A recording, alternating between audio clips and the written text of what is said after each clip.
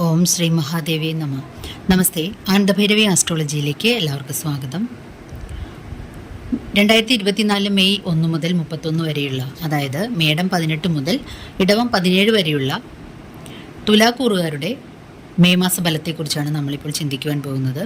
തുലാക്കൂറിലെ നക്ഷത്രങ്ങളായ ചിത്തിര 3, 4 പാദക്കാർക്കും ചോതി നക്ഷത്രക്കാർക്കും വിശാഖം 1, 2, 3 പാദക്കാർക്കുമാണ് ഈ ഫലങ്ങൾ അനുയോജ്യമായിട്ടുള്ളത്.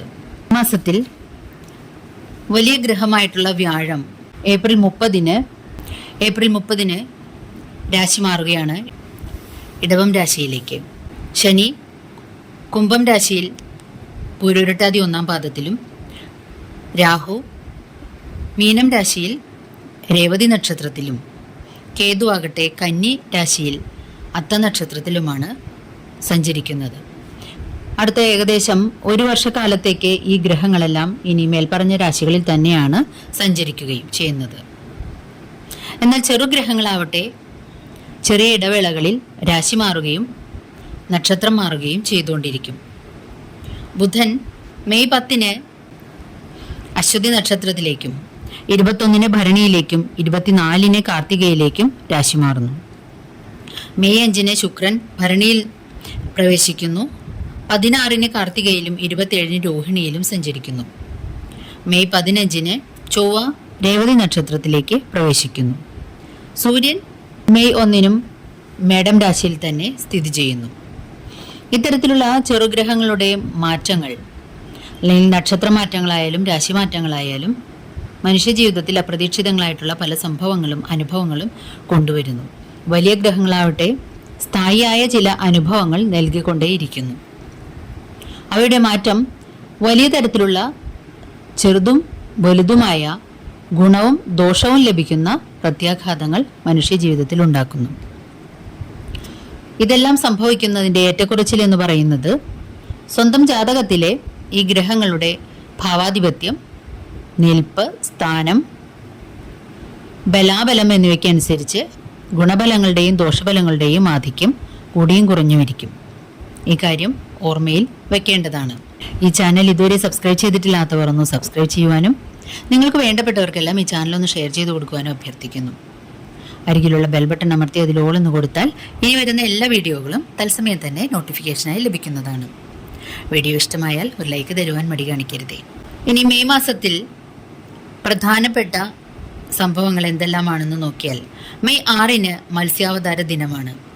May 8-ന് കറുത്തവാവും. May 10-ന് Akshaya Tritiya ദിനവും അതേ ദിവസം തന്നെ ബലഭദ്ര ജയന്തിയുമാകുന്നു. മെയ് 12-ന് ശ്രീശങ്കര ജയന്തിയും 22-ന് നരസിംഹാവതാരവും 23-ന് പൗർണമിയും ബുദ്ധപൂർണിമയും ആചരിക്കുന്ന ദിവസമാണ്. ഇനി മെയ് മാസത്തിൽ തുലാക്കൂറുകാർക്ക് അവരുടെ ഗ്രഹനില അനുഭവങ്ങൾ എങ്ങനെയാണെന്ന് ശ്രദ്ധിച്ചാൽ, അവരുടെ 3-ാം ഭാവത്തിൻ്റെയും 6-ാം ഭാവത്തിൻ്റെയും അധിപനായിട്ടുള്ള വ്യാഴം അഷ്ടമത്തിലേക്ക് പ്രവേശിക്കുകയാണ്. ഒന്നോർത്താൽ ഇതൊരു വിപരീത രാജയോഗം തന്നെയാണ്. കാരണം 3, 6 എന്നീ മറഞ്ഞ ഭാവങ്ങളുടെ അധിപൻ വന്നിട്ട് അഷ്ടമം എന്ന മറ്റൊരു മറഞ്ഞ ഭാവത്തിലേക്ക് പ്രവേശിക്കുന്നത് ഏതെങ്കിലും തരത്തിലുമൊക്കെ ഈ രാശിക്കാർക്ക് ചില്ലറ ഗുണം ചെയ്യുക തന്നെ ചെയ്യുന്നതാണ്. എന്നാൽ അഷ്ടമത്തിൽ പ്രവേശിക്കുന്ന ഗ്രഹം വ്യാഴമായതുകൊണ്ട് തന്നെ സാമ്പത്തികമായിട്ട് പലതരത്തിലുള്ള ബുദ്ധിമുട്ടുകളും ദൈവാധീനക്കുറവും, സ്വർണം പണയം വയ്ക്കേണ്ടുന്ന അവസ്ഥ, കടം തരാമെന്നേറ്റവർ സമയത്ത് പിൻവാറുക, സാങ്ഷനാകാനായിട്ട് ലോണുകൾ സാങ്ഷനായി കിട്ടാൻ താമസിക്കുക, ഗവൺമെൻറ്റിൽ നിന്നും മറ്റും കിട്ടാനുള്ള സബ്സിഡികൾ, മറ്റ് അംഗീകാരങ്ങൾ, ലോണുകൾ മുതലായവ കിട്ടാൻ കാലതാമസം നേരിടുക അല്ലെങ്കിൽ കിട്ടാതിരിക്കുക തുടങ്ങി സാമ്പത്തികമായിട്ട് വളരെയധികം ബുദ്ധിമുട്ടുന്ന അവസ്ഥ വന്നു ചേർന്നേക്കാം. അതുപോലെ ദൈവാധീനം 1 വർഷക്കാലത്തേക്ക് മറഞ്ഞു നിൽക്കുന്ന സമയമായതുകൊണ്ട് തന്നെ പലതരത്തിലുള്ള വിഷമതകൾ വ്യക്തിജീവിതത്തിലും കുടുംബത്തിലും വന്നു ചേരാൻ സാധ്യതയുണ്ട്. മാനസികമായിട്ട് വളരെയധികം സംഘർഷങ്ങൾ ചിലപ്പോൾ അനുഭവിക്കാനും ഇടയുണ്ടാകും. എന്നാൽ 6-ാം ഭാവത്തിൽ നിൽക്കുന്ന രാഹു ചില്ലറ ഗുണങ്ങൾ ഇവർക്ക് ചെയ്യുക തന്നെ ചെയ്യും. വിദേശ രാജ്യങ്ങളിലേക്ക് പോകുവാൻ ഉദ്ദേശിക്കുന്നവർക്ക് അത്തരത്തിലുള്ള കാര്യങ്ങൾക്ക് നടന്നു കിട്ടാൻ അനുയോജ്യമായിട്ടുള്ളൊരു സമയമാണിത്. അതുപോലെ 5-ൽ നിൽക്കുന്ന ശനിയാകട്ടെ ഇവർക്ക് വലിയ ദോഷങ്ങളൊന്നും നൽകുകയില്ല എങ്കിലും വയറു സംബന്ധമായിട്ടുള്ള ചില അസുഖങ്ങൾ ഇവർക്കുണ്ടാകാനായിട്ട് സാധ്യതയുണ്ടാക്കുന്നു. അതുപോലെ കിട്ടാനുള്ള ലാഭങ്ങൾ വൈകി കിട്ടുക, ഏർപ്പെടുന്ന കാര്യങ്ങളിലെല്ലാം ഒരു വൈകൽ ഉണ്ടാക്കുക എന്നത് ശനിയുടെ ഒരു പ്രത്യേകതയാണ്. മന്ദനെന്നു തന്നെയാണ് ശനിയുടെ മറ്റൊരു പര്യായവും. 12ാം ഭാവത്തിൽ നിൽക്കുന്ന കേതു ആവട്ടെ ചിലവുകളെ അധികരിക്കുന്നു എന്നാണ് സൂചിപ്പിക്കുന്നത്. കൊച്ചു കൊച്ചു ചിലവുകൾ ധാരാളമായി വരികയും വരവും ചിലവും കൂട്ടിമുട്ടിക്കാൻ നിങ്ങൾ പാടുപെടുന്ന അവസ്ഥയും ഉണ്ടായേക്കാൻ സാധ്യതയുണ്ട്. ബിസിനസ്സുകൾ മുതലായവയിൽ ഏർപ്പെട്ടിരിക്കുന്നവർക്ക് വളരെയധികം ശ്രദ്ധിക്കേണ്ട ഒരു സമയമാണ്. ജോലിയിൽ പ്രതീക്ഷിച്ചിരുന്ന പ്രൊമോഷൻ ലഭിക്കാതിരിക്കുക, ആഗ്രഹമില്ലാതിരുന്ന സ്ഥലത്തേക്ക് അല്ലെങ്കിൽ ഒട്ടും താല്പര്യമില്ലാത്ത സ്ഥലത്തേക്ക് ട്രാൻസ്ഫർ ആവുക മുതലായ കാര്യങ്ങളും സംഭവിച്ചേക്കാൻ സാധ്യതയുണ്ട്. ദമ്പതികൾ തമ്മിൽ കലഹങ്ങൾ, വേർപെട്ടു പോകാനുള്ള സാധ്യതകൾ എന്നിവയ്ക്ക് ചിലപ്പോൾ ആക്കം കൂടുന്നു. വേർപെട്ടു താമസിക്കുന്നവർ പരിപൂർണമായ തീരുമാനങ്ങളെടുത്ത് പിന്മാറിപ്പോകുവാനും മറ്റും സാധ്യതയുണ്ട് ഈ മാസത്തിൽ. ചാടിപ്പിണഞ്ഞുള്ള തീരുമാനങ്ങൾ എടുക്കാതിരിക്കുക, സമചിത്തതയോടെ കാര്യങ്ങളെ നേരിടുക, യുക്തിയും ചിന്തയും സമന്വയിപ്പിച്ചുകൊണ്ട് കാര്യങ്ങൾ മുൻപോട്ട് കൊണ്ടുപോവുകയും തീരുമാനങ്ങൾ എടുക്കുകയും ചെയ്യേണ്ടതാണ്. വീടുപണി ആരംഭിച്ചിരുന്നവർക്ക് അത് പാതി വഴിയിൽ നിർത്തിയിടേണ്ടി വന്നിട്ടുണ്ടാകാം.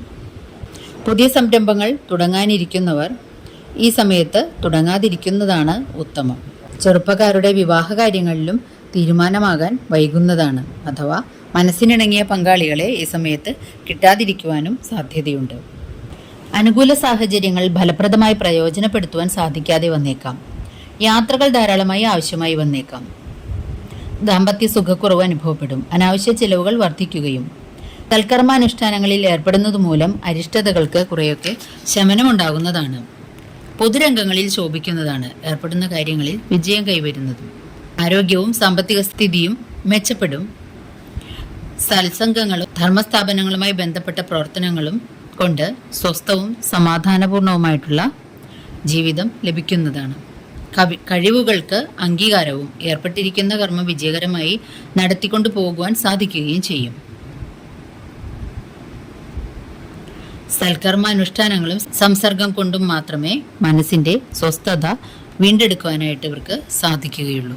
ഇനി താൽക്കാലിക ഗുളികസ്ഥിതി ഫലം കൊണ്ട് ഏതെല്ലാം ദിവസങ്ങൾ നല്ല കാര്യങ്ങൾക്ക് ഒഴിവാക്കണം എന്നൊന്ന് നമുക്ക് ചിന്തിച്ചു നോക്കാം. തുലാക്കൂറുകാർക്ക് 19, 12, 26 എന്നീ ദിവസങ്ങൾ ശാരീരികമോ മാനസികവുമായ ചില്ലറ ബുദ്ധിമുട്ടുകൾ എന്തെങ്കിലും ഉണ്ടാകാൻ സാധ്യത കൂടുതലുള്ള ദിവസങ്ങളാണ്. അന്നേ ദിവസങ്ങൾ പങ്കാളികളുമായിട്ടോ കൂട്ടു ബിസിനസ് ചെയ്യുന്നവരുമായിട്ടോ സുഹൃത്തുക്കളുമായിട്ടോ ഷണ്ഠ കൂടുകയ്ക്കും മറ്റും സാധ്യത കൂടുതലായതുകൊണ്ട് മനസ്സംയമനം പ്രത്യേകമായിട്ട് പാലിക്കേണ്ടതാണ്.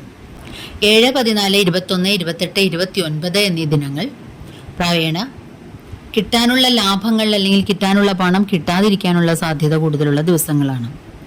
അതേസമയം തന്നെ അടിവയർ സംബന്ധമായിട്ടുള്ള അസുഖങ്ങളും ഈ ദിവസങ്ങളിൽ വർദ്ധിക്കാൻ സാധ്യതയുണ്ട്. തൊഴിൽ രംഗത്ത് 1, 8, 15, 22, 23, 30 എന്നീ ദിവസങ്ങൾ ചില്ലറ ബുദ്ധിമുട്ടുകൾ എന്തെങ്കിലും നേരിടേക്കാൻ സാധ്യതയുണ്ട്. അതുപോലെ സന്താനങ്ങൾക്കും ചില്ലറ അസ്വസ്ഥതകളോ അസുഖങ്ങളോ ഉണ്ടാകാനുള്ള സാധ്യതയും കൂടുതലാണ് ഈ സമയത്ത്. 2, 9, 10, 16, 17, 24, 31 എന്നീ ദിനങ്ങൾ സഹോദരങ്ങൾക്കും അത്ര സുഖകരമായിരിക്കില്ല. 3, 4, 11, 18, 25 എന്നീ ദിവസങ്ങൾ പ്രായേണ ധനപരമായ കൈകാര്യം ചെയ്യലുകൾക്ക് അത്ര സുഖകരമായിരിക്കില്ല എന്ന് ഓർമ്മിപ്പിച്ചുകൊള്ളട്ടെ. ദോഷങ്ങളുടെ പരിഹാരാർത്ഥം നിങ്ങൾ ചെയ്യേണ്ടത് മഹാവിഷ്ണുവിങ്കൽ തുളസിമാല, തുളസീദളങ്ങൾ തുടങ്ങിയവ ദിവസവും സമർപ്പിക്കുക.